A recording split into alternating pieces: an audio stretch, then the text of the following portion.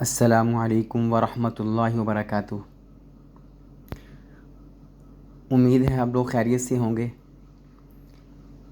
میں آج آپ کے سامنے رسول پاک صلی اللہ علیہ وسلم کی ایک بہترین دعا جو رسول اللہ صلی اللہ علیہ وسلم دوران سجدہ کثرت سے پڑھا کرتے تھے، وہ میں آج آپ کے سامنے اس کو رکھوں گا اور امید کروں گا کہ آپ لوگ اس دعا کو یاد کریں گے اور اس کو اپنی روزمرہ زندگی کا معمول بنائیں گے، اور انشاءاللہ اگر ہم یہ دعائیں اس طرح کی دعائیں یاد کر لیں، ہماری زندگی سکون سے بھر جائے گی اور ہمارے دلوں میں اطمینان ہوگا، سکون ہوگا۔